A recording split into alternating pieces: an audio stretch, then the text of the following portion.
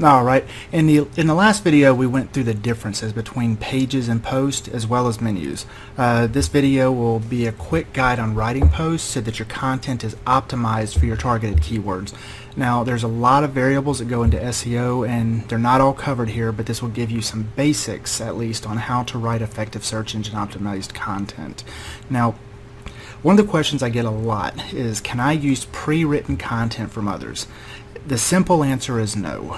The long answer is there's really two types of content, those with permission and those that are stolen, basically, in a nutshell. But you can have others write for you. Now, you've got ghost writers, you've got guest writers, guest bloggers. Whenever you're dealing with these, you want to make sure you have clearly defined rights to make sure that you know who owns the content. So in a ghostwriting position, you may have somebody that you pay to actually write content for you. That content goes under your name. Now, a guest blogger may write content, but they may want the information either attributed to them or at least a link back to their website. As long as you have clearly defined rules, there's nothing wrong with that. The main things that you want to stay away from are using content that is massively distributed. If it's on a lot of other websites, it can actually hurt your rankings. Not only through duplicate content filters through most of the search engines now. Google was the one that kind of started that, but Yahoo, Bing, they've kind of caught onto that as well. So you want to stay away from content that is massively produced, because not only will it not help you, but a lot of times it'll actually hurt your SEO ranking. Now, why write for keywords? In a perfect world, we could just write whatever we wanted, and if it was usable and people found it useful, they would just find it on the search engines, right? Well, that's the way it was back in the early and mid 90s. If you went into and searched for content, you could find it fairly easily. Even into the late 90s, but the more and more people that put websites on, there are millions and millions and millions of websites out there, and they all have content that's very similar. So if we want people to find us, we really need to think how they're going to find us. And the way we do that is by picking keywords and trying to write our content around those keywords. Now, you don't want to start with highly searched keywords right off the bat. You want to use longer key phrases. We call those long tail keywords. Or you want to use lesser search keywords to build up your content. What I tell a lot of my real estate clients, this is something that I did back when, in my real estate days, and this is really how I kind of started into the real estate search side.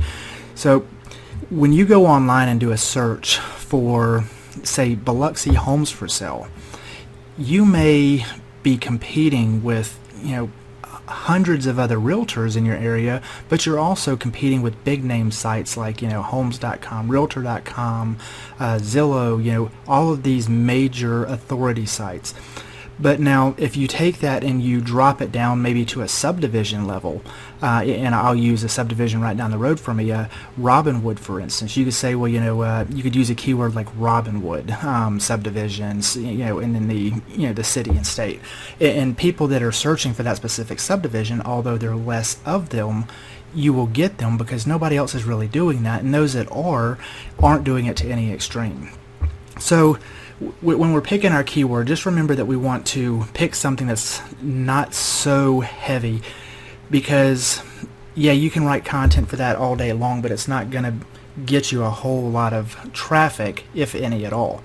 So what we're going to do real quick is we're just going to go in here and kind of give you a basic rundown on how you can write content to get people to your website. And I guess since I already started using the Robinwood example, I'll just use that. So let's think our keyword is going to be Robinwood Forests, Saucier, Mississippi. So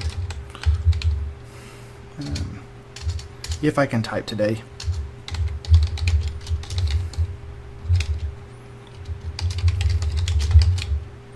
So what we want to do is, this is going to be our key term that we're using. So we're going to use that, and we're going to use it numerous times throughout our content. So I am just going to post this a couple times. and I probably did it more than I need to, but we're going to do this. Probably should have just did this and hit enter in between it, but we'll make it work. So the idea here is you don't just want these keywords just run up, and you don't want to make it look spammy either. So one of the first things we're going to do is when this page first comes up, it's going to have a heading 1 tag, or your primary heading. Remember when we were talking about the headings in a previous conversation? So heading is going to be the biggest thing on the page. So that is going to be this right here. That's going to be your heading 1 unless you override it. So we're just going to leave that alone. But we also want to have either a heading 2, heading 3 tag. We want something bold, italics, and underlined throughout our content. So the easiest way I found to do this is just come in here, and we're going to change that to a heading. We'll just change it to a heading 3, because heading 2 and 3 are about the same as far as their actual pull score. We're going to bold one. We're going to italics, and we're going to underline. And now we've got a couple of extra ones. We can throw them in there, we can get rid of them, whatever. So now obviously if we just put this, it would look pretty spammy, you know, and start our content around it. So at this point what we do is we can take, before this one, we're going to want some content in there before. So let's just imagine content here, but we don't want it to be a heading. We want it to be regular paragraph based content. So let's just imagine this like so, and to make this easy, we're just gonna pretend that that's all content.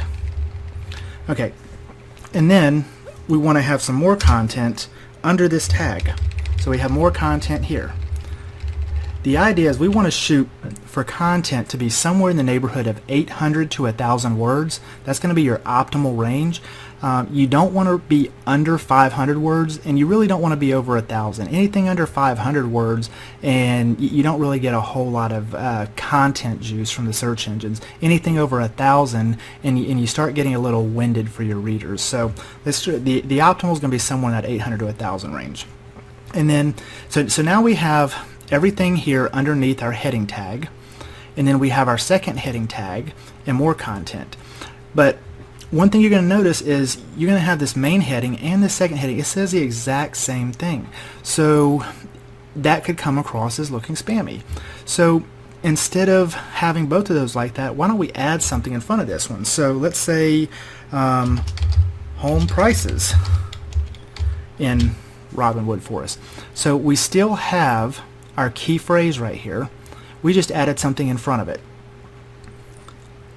And then we have content based on this entire piece. So now we can add all of this content to this other tag. We still get the credit for the key phrase here, but yet this content's in here.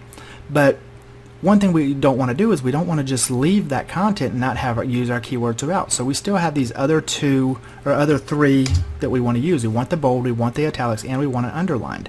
So this bold one, we may just insert it right into the middle of our content and add us some more content behind it.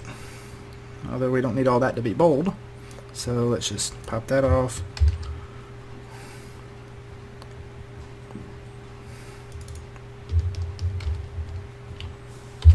And we're just going to add that content. Now, we still have our italics here too. So we could start another headline if we wanted to. You know, any named headline. It doesn't necessarily have to use a keyword because we've already got those keywords in there in the other methods that we want. So we could say, you know, we'll just use this as a heading 4, heading 3, it doesn't really matter. But now we have this headline. We can start it off with the keyword, or we can just have this keyword in between the content. It doesn't really matter as long as we're using it somewhere within there. And then, you know, maybe we'll have a paragraph break and we'll use a little bit more content, and we'll keep on with this. So the idea is just to make sure that you have this content throughout. You've got your key phrase, key phrase, key phrase, key phrase, and it doesn't matter how these key phrases are done yet. You can have words in front of them, words behind them, as long as you're using the key phrases within there. when the search engines spider your site, when they send the software that looks through the code on your site, they're going to see these keywords and they're going to know that this Robinwood Forest Socier MS is a good keyword. It says it's a good reputation of what this site is about, or a good representation of what the site is about. So when we post this or when we publish this, it's gonna know that all the content is revolved around here. So when somebody goes and searches for it, it's a pretty accurate portrayal of what this page is about, and they're going to give it better juice than, say, another site that may only mention it once or twice throughout the content. So one thing that I do want to add, and this is not necessarily search engine related, but when you do this, first of all, you don't want it to look spammy, because people are going to have to read this, and you want to make sure that your site is an accurate portrayal of who you are. You don't want to go in and create the spammy looking content and expect people to contact you for your services, because if it looks spammy, they're going to think you're an idiot. So just try to make sure that it's good, well written content. You're not putting keywords in odd places just to put them in. Make them flow well with your content. And the one thing that I always like to do is have some type of call to action. So a call to action is a reason why they need to contact you. In this instance, it may be, contact me for more information on this subdivision. It could be call me. It could be listings on there, setting up a contact. But just make sure you always have a call to action towards the end of your post. And what this will do is it will increase the amount of leads and clients, customers that you're going to get from your content. The next post we're going to end up doing will probably be something in industry specific. But after that, we are going to be looking at some other ways of actually looking up and finding which keywords that you should be targeting for your market. So join us next time. Thank you very much.